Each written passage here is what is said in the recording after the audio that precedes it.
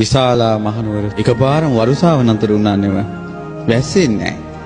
වැස්ස අඩු වීගෙන එනකොට තියෙන දේ කාලා බීලා බීජවලට තියාගෙන හිටපු දේවත් කාලා බීලා ඉවර වුණා. හොරෙන් වපුරපු ධන දහන්නේ ඉර විසින්ම වියලවලා දැම්මා. ඊට පස්සේ මිනිස්සුන්ගේ අතරින් ඕන වයසක මිනිස්සු මැරුණා. ඊට පස්සේ තව මිනිස්සු මැරෙනවා. දැන් වලේ ලාන්නත් බෑ, ගිනි තියන්නත් බෑ. ඔහේ දාලා ආවා. කුණු ගඳ හමනවා. කුණු ගඳට අමනුෂ්‍ය බැල්මෙහෙලුවා. කුණු ගඳට අමනුෂ්‍ය බැල්මෙහෙලුවා. දූරියන් කන්ට ආස කෙනා දූරියන් සුවඳ එන පැත්තට එයාගේ හිත ඉක්මනට යනවද නැද්ද? මිනි ගඳට අමනුෂ්‍යයන්ගේ හිත යනවා. මිනි ඕජාවෙන් යැපෙනවා. ඊට පස්සේ මිනිසුන්ට බැල්ම වැටුණා. බැල්ම වැටිලා මිනිස්සු ඕන දැන් අමනුෂ්‍ය ප්‍රශ්න වලින්. දැන් ලෙඩ වෙවිනේ මැරුණේ, වසංගතෙන්නේව මැරුණේ, රෝග බියත් හටගත්තා, දුර්භික්ෂ බියත් හටගත්තා, අමනුෂ්‍ය බියත් හටගත්තා. තැන් වල මැටකෝටු විශාලා මහනුවර සොහුනක් වගේ වෙලා ගියා. පනනල තියෙන මිනිස්සු ලීවල එල්ලි රජමාලිගාවේ දොරටුවට ගියා. රජුරෝ ඉදිරියේ කෑ ගහලා කිව්වා කිසිම දෙයකින් පිළිතුරක් නැහැ. තථාගතයන් වහන්සේ වඩම්මන්ට දූත පිරිසක් එව්වා. මගදී බුදුරජාණන් වහන්සේ වැඩ ඉන්නේ. ඇමතිවරු කිව්වා ඉස්සෙල්ලාම තථාගතයන් වහන්සේට ආරාධනා කරන්න. රජුරෝ නම් එවැනි එකක් නැහැ. භාග්‍යවතුන් වහන්සේට ආරාධනා කළා. භාග්‍යවතුන් වහන්සේ සියල්ල දුටුවා. එතනින් පස්සේ වෙන දේවල්. මාන්දම හැදිලා ඉන්නවා.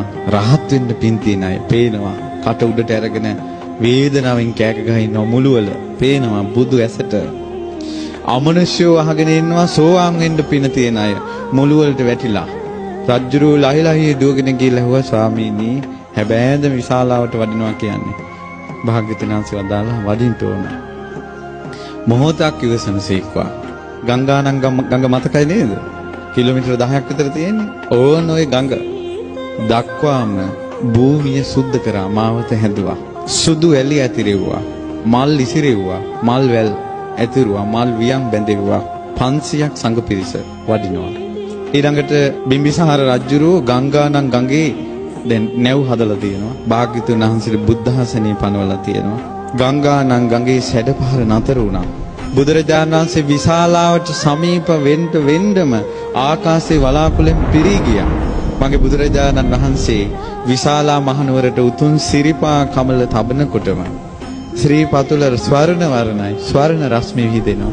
සිරිපා පියුම මහ පොළොවේ තබනකොටම විශාලාවේ පොකුරු වැසි ගහින්න පටන් ගත්තා. මහා වැසිය දැද මිනී කුණු ගහගෙන යනවා. භාග්‍යවතුන් වහන්සේ වඩිනවා. මුළු විශාලා මහනුවරම අමනුෂ්‍යෝ බුදු සිරිපා තිබූ සැනින් පලා ගියා මිනිස්සු දාලා. දවස් 3ක් ගංගානම් ගඟේ ඉඳලා මාලිගාවට වඩිනවා. ඒ දවස් 3 වැහැලා මුළු විශාලාවම සුද්ධ වෙලා. රාජ මාලිගාවේ හවස් යාමේ පහන් දැල්වලා බුදුරජාණන් වහන්සේ දකින්ට සහම්පති බ්‍රහ්මයා වැඩලා. සක්‍ර දේවේන්ද්‍රයා 120 ජයතුරා සංකනාදී පිඹිනවා. සතරවරන් දෙවියෝ අරන් ගන්නවා.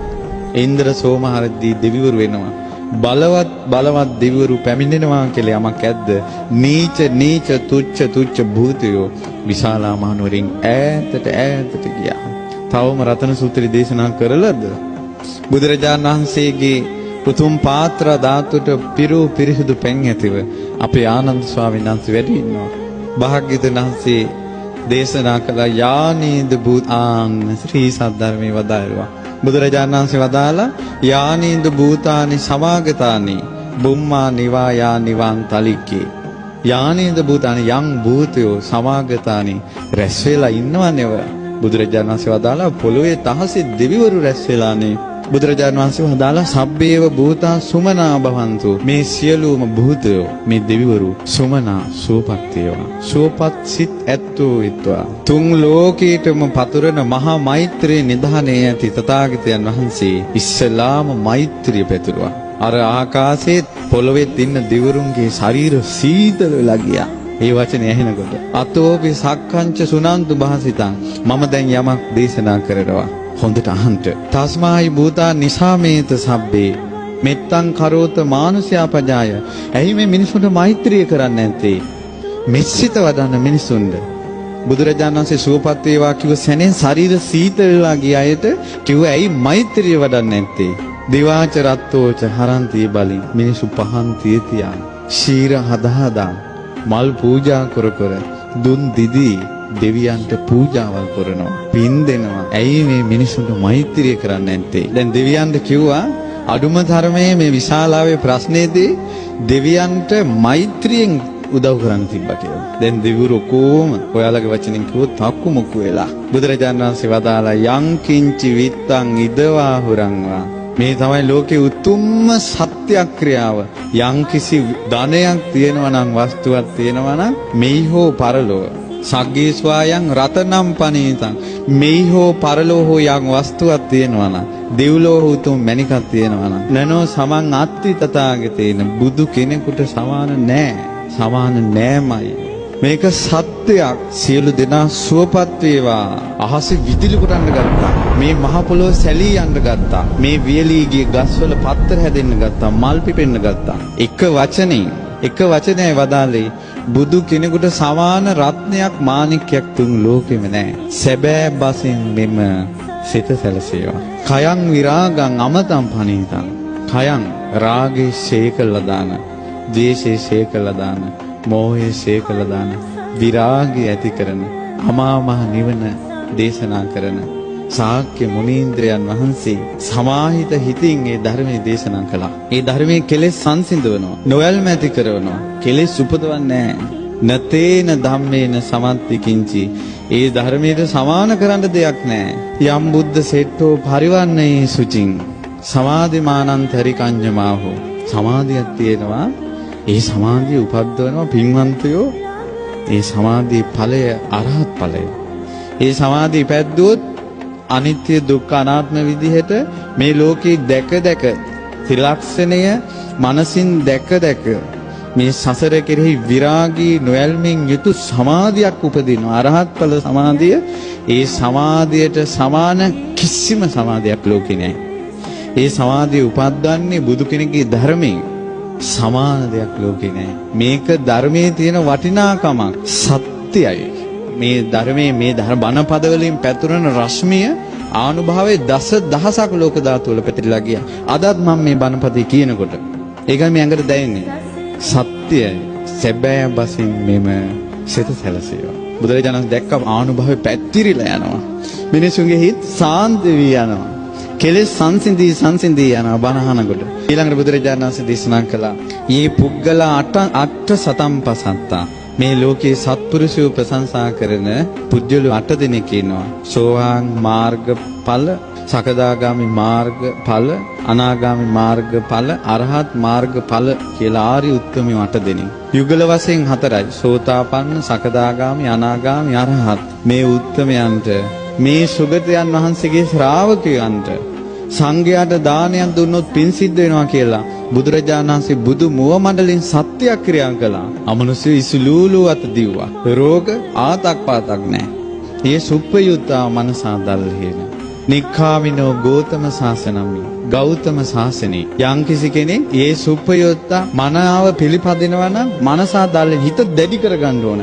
ශ්‍රද්ධාවට ආවොත් සෙලවෙන්නේ. ඒ අරිය සත්‍යානි විභාවයන්ති ගම්බීර පඤ්ඤේන සුදේසිතානි කිංචාපිතේ හොන්ති බුසප්පමත්තා. චතුරාර්ය සත්‍ය ධර්මය අවබෝධ කරපු කෙනෙක්, සෝවාන් වෙච්ච කෙනෙක් ප්‍රමාද වෙන්න පුළුවන්. හැබැයි සෝවාන් වෙච්ච කෙනා මැරෙනකල් බණ භාවනා නොකලත් ජීවිත 8කට නම් යන්නේ 7න් ඉවර කරනවා. මේ ප්‍රමාද වෙච්ච සෝවාන් වෙච්ච කෙනාත් ජීවිත 7යි යන්නේ. සත්‍යයි. සැබෑ බසින් මෙම සිත සැලසීම. ඊට පස්සේ චතුහ පාහිච විප්පමුත්තෝ. සතර පායි වැටෙන්නේ නැහැ කවදාවත්. ඔච්චර දීර්ඝායස තියෙන නිරේවල් වල වැටෙන්නේ නැහැ. ඊළඟට චචාපි ඨානානි අබබ්බෝ කාතුම්. පව් 6ක් කෙරෙන්නෙම නැහැ. මව් මැරීම, පියා මැරීම, බුදුන්ගෙන් ලේසෙලවීම, බෝධියක් නපුරු හිතකින් අත්තක් කැඩෙන්නේ නැහැ. යාතින් සෝවන් වෙච්ච කෙනාගේ. සෑයක වැලි කැටයක් නපුරු සිතෙන් ගැඩොලක් ගැලවෙන්නේ නැහැ සෝතාපන්න කෙනාගේ අතින්. මේක තමයි සංඝයාගේ තියෙන වටිනාකම. මේක කළා මේ සංඝ පෙරේත සුගත ශ්‍රාවකයන් වහන්සේලා. සාරිපුත්ත මහ රහතන් වහන්සේ ගැන කියන්නේ මොගලන් මහ රහතන් වහන්සේ ගැන, මඟපල්ලාවින් ගැන. සත්‍යයි. සැබෑ බසින් මෙම සිත සැලසේවා. ඊළඟට බුදුරජාණන් වහන්සේ දේශනා කළා යම් පව්කමක් කෙරුණොත් හංගගෙන ඉන්නේ කිංචාපි සෝකම්මං කරෝති පාපකා කායේන වාචාය මනසා කයෙන් වචනේ මනස වචනයම යන්න පුළුවන් වැරදිලා කතාව පිට ක්‍රියාවෙන් වරද්දක් වෙන්න පුළුවන් හංග ගන්නෑ සෝවාන් කෙනා කියනවමයි වැරද්දක් වුණොත් විවෘත වෙන එක සෝවාන් වෙන්න සුදුසුකම වනප්ප ගුම්බේ යතා පුස්සිතග්ගේ ගිම්හාන මාසයේ පටමස්මින් ගිම්මේ පෙබරවාරි මාර්තු වල ගිම්හානේ පළමු වෙන වසන්ත කාලේ මල් පිපෙනවා දැන් මේ මැයි මල් පිපිලා තියෙන්නේ අස්සන මල් හැම ගහකම මල් පිපෙනවා ඒ විදිහට කියනවා බුදුබණ පද දේශනා කරේ ඇයි දැන් මේ ධර්මයේ දේශනා කරන බුදුරජාණන් වහන්සේ මේ රතන සූත්‍රයේ දේශනා කරනකොට පළවෙනි වතාවේ 84000ක් මාර්ගඵල ලැබුවා. කොච්චර මල් පිපුණාද? දෙවෙනි දවසේ දේශනා කරනකොට 84000ක් මාර්ගඵල ලැබුවා. කොච්චර මල් පිපුණාද? 7 දවසක් දේශනා කළා. බුදු මුව මඩලින් සත්වතාවක් දේශනා කරපු සූත්‍රය රතන සූත්‍රය. 588000ක් මාර්ගඵල ලැබුවා. ගිම්හානේ පළමු වෙන වසන්ත කාලේ මල් පිපෙනවා වගේ දහම් දෙසුවේ මගේ බුදුරජාණන් වහන්සේ. මගේ බුදුරජාණන් වහන්සේට එහෙම කරන්න පුළුවන්. බුදුරජාණන් වහන්සේගේ මෙවැනි රතනයක් තියෙනවා. සැබෑ බසින් මෙම සිත සැලසේවා. බුදුගුණ මල් පිපෙනවා වගේ බණ කියන්නේ. වරෝ වරඤ්ඤෝ වරදෝ වරහර උතුම් මුනිදු වරෝ උතුම් වරඤ්ඤෝ උතුම් දේ අවබෝධ කරගත්ත වරදෝ උතුම් දේ දන් දෙන බුදුරජාණන් වහන්සේ අනුත්තර වූ උතුම් ශ්‍රේෂ්ඨ ශ්‍රී සද්ධර්මයේ වදාලා මේ උතුම් ධර්මයක් උතුම් කෙනෙක් උතුම් දේ දෙමින් කියන එක බුදු කෙනෙකුට විතරයි කරන්න පුළුවන්. මේ දේශනා කරනකොට පින්වත්නි එතන රාත්‍රියේ පහනක් නෙවිලා ගියා. බුදුරජාණන් වහන්සේ වදාලා කීනං පුරාණං නවන් නත්ති සම්භව. පැරණි කර්ම ශේ කරලා අලුත් කර්ම උපද්දවන්න නැතුව විරත් චිත්ත ආයතිකේ බවස්මි කිසිම උපතකට හිත යන්නේ නැතුව විඥානේ පැලවෙන්නේ නැතුව නිකලෙසුන මේ රහතන් වහන්සේලා පිරිනවම් පානවා මේ පහන් දැල්ල නිවුනා වගේ. කොහෙට මේ පහන් දැල්ල ගියේ? පහන් දැල්ල ගියේ තැනක් තියෙනවද? තිරත් ඉවරුණාට පස්සේ තෙලුත් ඉවරුණාට පස්සේ පහන් දැල්ල නිවුනා. රහතන් වහන්සේලා පිරිනිවන් පාන්නේ මේ පහන් දැල්ල නිවෙනා වගේ කිව්වා. සත්‍යයක් සංඝයායක කරනවා. සැබෑ බසින් මෙම සිත සක්‍ර දේවේන්ද්‍රයාගේ මුළු ශරීරයම ප්‍රසාදේ පැතිරිලා ගිහිලා ආකාශයේ ඉන්න බෑ දැන්. සක්‍ර දේවේන්ද්‍රයා ආකාශයෙන් වැඳ වැටුණා බුදුරජාණන් වහන්සේ ළඟ දකුණු ශ්‍රී ධනමණ්ඩල බිම තියලා. සක්‍ර දේවේන්ද්‍රයා ස්වාමීනි භාග්‍යවතුන් වහන්සේ අහසේ පොළොවෙත් ඉන්නවා දැන් දෙවිවරු. යානිද භූතානි සමාගතානි බුම්මා නිවා යානිවන්තලික තථාගතං දේව මනුස්සා මේ දෙවියොත් මේ මිනිස්සුත් බුදුරජාණන් වහන්සේට වඳිනවා. බුද්ධ වන්දනාව සත්‍යයි. සැබෑ බසින් මෙම සිත සැලසේවා. සක්‍ර දේවේන්ද්‍රයා ලෝකෙටම සෙත් පැතුවේ බුදුන් ඇඳලා. හැමදාම හැන්දෑවට බුදුන් අඳින්න නැත්තම් කොච්චර දෙයක්ද? බුද්ධ කියන වචනේ ඇහෙන වාරයක් පාසා හිතට වන්දනාවක් එනවා නම් කොච්චර සැනසෙල්ලක්ද? රුවන්වැලි මහා සෑයේ පිනිපිනි බුදුගුණ කියන්න නැත්තම් කොයිතරම් වාසනාවක්ද? බුදුරජාණන් වහන්සේගේ ගුණ සිහි කර කර මැරෙන්න නැත්තම් කොච්චර වාසනාවක්ද? අහසේ පොළොවේ දෙවිවරු ඉන්නවා. ස්වාමිනී මේ දෙවියොත් මිනිසුත් භාග්‍යවතුන් වහන්සේට වඳිනවා. ශ්‍රී සද්ධර්මයට වඳිනවා. සැබෑ බසින් මෙම සිත සැලසේවා. අහසෙත් පොළොවේ දෙවිවරු ඉන්නවා. මිනිසුත් මේ දෙවියොත් ඔක්කොම සංඝයාට වඳිනවා. සංඝයාට වඳීමේ පින් බලෙන් සත්‍යානුභව බලෙන් ලෝකෙට සෙත් වේවා කියලා සක්‍ර දේවේන්ද්‍රය කියපු ගාථා තුන තමයි අවසානට තියෙන්නේ. හරි පුතුමා. රතන සූත්‍රයෙන් ආනන්ද ස්වාමීන් වහන්සේ පැංගිස්ස කිසි දුකක් නැහැ. ආයෙත් අර වේලිච්ච ගස් වලින් මේ දවස් 5ට ඔක්කොම මල් හැදිලා ගෙඩි හැදිලා ඉවරයි. මහා පෙරහැර පිට ආපහු වැඩියා භාග්‍යවතුන්. රතන සූත්‍රයේ 7 වතාවක් වදාලා මෙතනින් එහා නෑ දෙයක් වින්වත්නි. ආටානාටි ආරක්ෂාවත් වෙසමුනි දිව්‍ය රාජයාගේ ආඥාවක් බුදුරජාණන් වහන්සේ අනුමත කළා. බුදුරජාණන් වහන්සේ දුන්න ආරක්ෂාව තමයි මේ බුදුරජාණන් වහන්සේගේ හද මණ්ඩලෙන් උපන් ආරක්ෂාව මේ තියෙන්නේ. රතන සූත්‍රයේ